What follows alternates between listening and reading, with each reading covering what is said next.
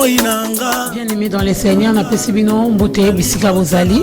Tous abons na église et c'est GR, il y a prophète Willingandu Ezekiel oyo azoko organiser 3 journées. Il y a prière, il y a séminaire oyo ko banda bongo vendredi 8 novembre, samedi 8 novembre et dimanche 10 novembre. Tous abons na yemoko awa à expliquer biso par rapport à thème parce que le thème c'est quoi la source de ta souffrance.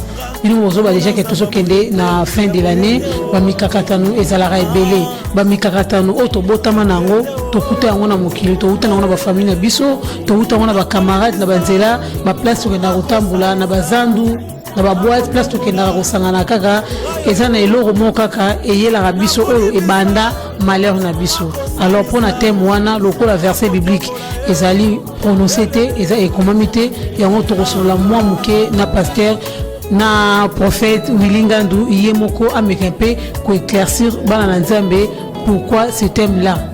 Pourquoi Nzambe a révélé kaka source ya souffrance. Na ebité cela rapona bana ya Nzambe ba ba ya église to eza pona bana Nzambe oyo bazana kati ya mokili oyo. Donc on appelle ça déjà pasteur Nanga Willy Ngandu. Bonsoir. Bonsoir maman. Bonne santé. Santé ça va Nzambe azobatela na sepeli ko yamba bino. Kolo vraiment pambra bino ebele na ndenge bo se déplacer boye ko tala biso pona tina na campagne tozali ko bongisa. Pasteur pona kokota na masolo na biso nde balobaka kaka yazali alpha azali alpha et omega donc bandeli na biso to bandaka na ye pe to sukisaka pe na ye moi prière moke po to fungola émission na biso. Nzambe na biso nzambe na mawa merci pona bao nyonso bazotala biso na bandako na ebi na moment oyo kolo okosimba mitema na mutu nyonso akolanda mwa lisolo oyo tozolobela pona liloba na yo po ete yo osala ye bolamu zala na biso nkolo bandeliti na suka loboko no eza molai mpona kotushe mutu nyonso akolanda yango ntina suka po ete yo éclaire vi na ye zala kati na biso na nyonso na kombo na Yesu amen. Amen pasteur. Ok pasteur olivi sabsoma mukendenge te kozwa en pleine kilte pour na lelo za mardi kilte ezalaka na pourquoi maintenant qui peut sur la na yo par rapport ya thème et loko nini ekomelio pona et même yo tina na thème oyo ya 3 jours ya prière oyo zo ko organiser. Thème oyo mama ezali neto bomoni na ba affiche Zamba lobi na biso ke ezali 3 jours ya révélation.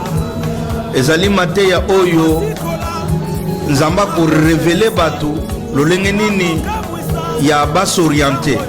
Donc c'est un thème de révélation, d'orientation, de connaissance, de sagesse, de puissance et surtout un thème vraiment de la connaissance. Pourquoi? Parce que Nzamba lobi na biso na mukanda ya Job chapitre 5 à partir du verset 6 tokotanga Bible ezoloba que le malheur ne sort pas de la poussière et la souffrance ne germe pas du sort. L'homme n'est pour souffrir comme l'étincelle pour voler.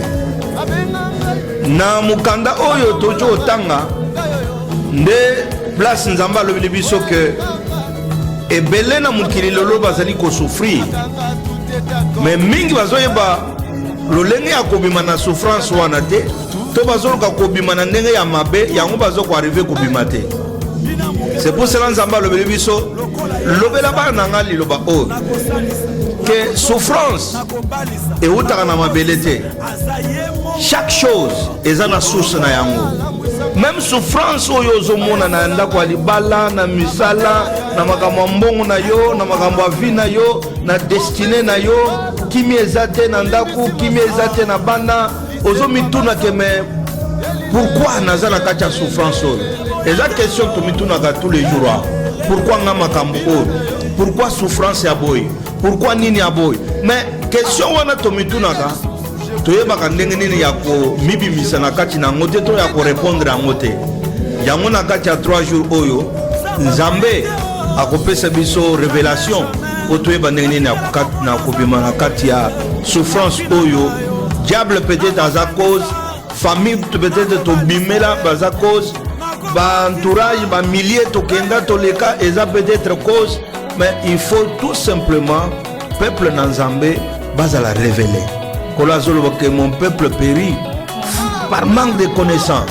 Comme on yébite le linga kubima na souffrance wana, les moni ebele ba kenda so consulter ba marabout, ba komi ko benga ba astrologue, ba komi po ayebi le linga kubima na pasi na yete. Bando to ezaka mabe tous les jours, alala ka bienté, ala muka bienté, azoye bate abanda wapi asuka wapi. Ndete mo oyo nzamba pesi biso na fait ya année oyo, pour être mutu nyonso ako ko se découvrir. Pour être année prochaine. Merci beaucoup, pasteur. Ceux qui n'ont pas la fiche, ils ont des mots-clés. Ils ont moi liboso, ils ont la source. Yami balé, ils ont souffrance. Quand on parle de la source, source c'est quoi qu'ils ont là ou wapi. Parce que source, dans d'autres termes, ils ont misisa, ils ont racine, ils ont début morobo et départ morobo. Mais pour na yo source, ulingago lobanini, pe souffrance c'est ça, ya rozanga mbongo to ya maladie to ya nini.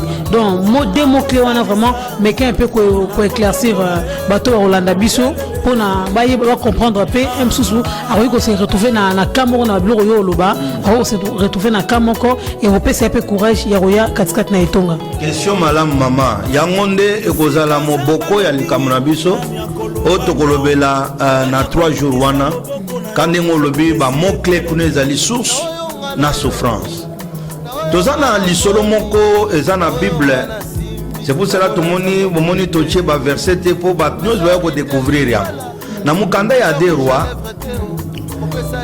na chapitre 2 tozomona Élisée azoleka na mboka Jéricho. Ba nous va bi Jéricho que mir nango ekoyaki na moment oyo Josué akotaki na ban Israël. Mais Josué a maudit ça qui Jéricho. Alors qui Jéricho est un mboka maudit. Moutoya kotonga Jéricho azala atonga acha Pierre à liboso likolo na mwana na ya liboso. Tango kosisa kotonga Jéricho acha Pierre ya suka na mutu ya mwana ya suka. Mais mbule le kabatu ba kotonga Jéricho effectivement likambo yela kibango. Mais tango batu ba fana na Jéricho souffrance makasi. Bamoni prophète Élisée azoleka. Bazo bisaye boy. L'homme de Dieu, le pays, la nation, elle est bonne. La terre de cette nation, la terre de ce pays, elle est bonne. Mais nous souffrons. Qu'est-ce qu'on peut faire? Il faut maman, papa yozo landanga, nzamba révéler yo. Tozasko na moment, il y a peuple dans Zambé, vous en avez besoin de révélation. Vous avez besoin de matin, il y a ma cri, il y a ma cambo ébélé, on a besoin de la révélation. Tant que comme à Jéricho, tu as mboka balelelié. Mboka eza malamu. Ofandi pe na Belgique, mboka eza malamu. Ofandi pe na Paris, na France, mboka eza malamu. Aux États-Unis, mboka eza malamu. Mais pourquoi yozo souffrir? Ndeli kambo batu ya Jéricho bazaka nango. Dala mutu azaki révélé.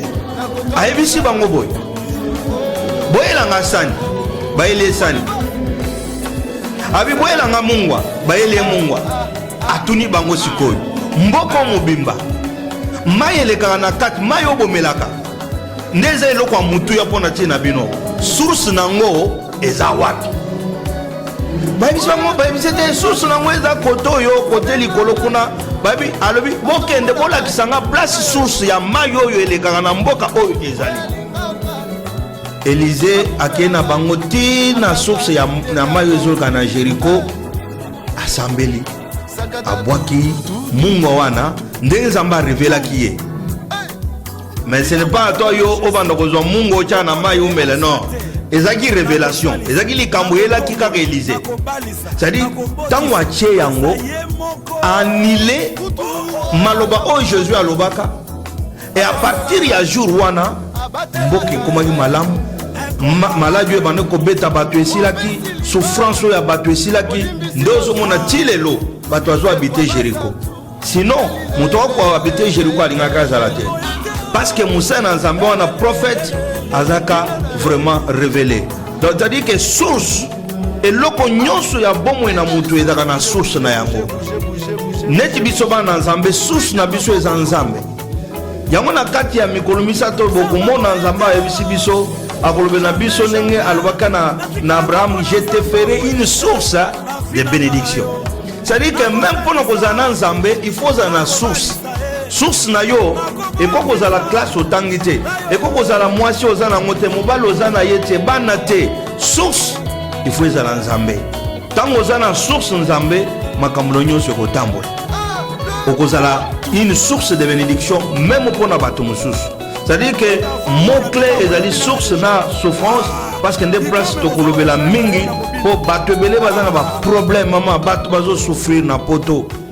Biso batozo yamba batu l'église tozo mona souffrance ezali mingi diable azoko embêter batu trop mais lelo batu bayebite lo lengini ya kumibi misana makambo wana yango nde tozo senga ke yo motozo landa quel que soit problème okoza nango yako découvrir source ya problème oza nango source ya likambo yo libalo babala ka yote pourquoi ozali na kati na yango même bassin na Nzambe mususu lelo église ezawa lobi ezakuna lelo ezaye mati lobi ekiti ozoye bape source te yaka Nzamba ko révéler yo pourquoi makambo ezoli kabongo na vie na yo. Donc voilà un peu maman na kati na nyonso wana moyen to de to bimisa nyonso ezawa te mais les 8 les 9 les 10 Nzamba ko pese biso temps ya batu nyonso bayoka et puis mutu moko te akobima na kati nango sans kozala na récompense na ye. Merci beaucoup Tozo Tambingité. Merci beaucoup. Adresse Ezakaka na 71 71 rue de la Briche Saint-Denis 92 et 93 200. Donc pour la Bandela Eza 71 rue de la Briche na Saint-Denis 93 200. Donc Eza non loin de la gare de Saint-Denis. Donc boya ebele qui prophète Wilingandou ndenge yemoro auti koloba prophète ota la caméra un mot de la fin pour na bana Nzambe pour na bango kobengisa bango baya na journée wana ya le 8 le 9 et le 10 bana Nzambe bino nyonso bozolanda ngai bo bazana Paris au bazana aux entours ya Paris ba pays limitrophes Bible ezolo baboy ezaka ka faire nde egizaka faire mususu oza faire oza mwana na Nzambe na pena za mwana na Nzambe na makambo aboye nde Nzamba itilizaka po egize biso tokoma raffiner nazo bengisa yo mwana na Nzambe yo musaye na Nzambe yo nano yo yebili kambo na yambina no Nzambe te na bomo na yo lingo découvrir yaka o participer na 3 jours oyo et kozala les 8 les 9 et les 10 awa na la Briche na Saint-Denis ndenge mama ochope sa adresse numéro de contact ezana affiche obozo monezo défilé boko benga boza ba renseignement mususu en tout cas na bengisi bino bien aimé et dans musala oyo ekwede yo oko se découvrir pour miyeba ozanani après okoyeba ndenge nini na orienter ba prière na yo ba prière ebele lelo ezali sans suite tokomo sambela par imagination to ebite so Nzamba ayoki te oyoka ka Nzambe te Nzambe pe ayoka ka yote qui chrétien na yo eza wapi alors tozo mimona tous les jours awa batu ba prière batu ebele bo sambeli bo jeûner bo prier mais eloko moko ezoleka kate na bomo na yo yango na bengisi bino bien aimé source yango Nzamba zopesa yo comme ça oyeba kotonga après fondation yango sokoza na fondation oyo te moyen qui christianisme na yo qui chrétienté na yo ekende liboso ekozala te. Dieu c'est un Dieu généreux apesaka soki mutu azosambela na ndenge ya lingeli nkolo akoyoka ye yako bandela awa pour que Nzambe na yo akontinue na kozala na yo tokoloba ebele te Nzamba pambola bino nkolo azala na yo yo mutu olandinga na ndako pesa message na ndeko yo oyebi kazana souffrance azana bon problème difficile azana hôpital azana ba problème na ndaku na famille na foyer na bana na misala na ba démarche mama papa tobengisi yo kola pambola yo kola lingi yo biso pe tolingi bino kola pambola bino merci lise kwa basantu yeli le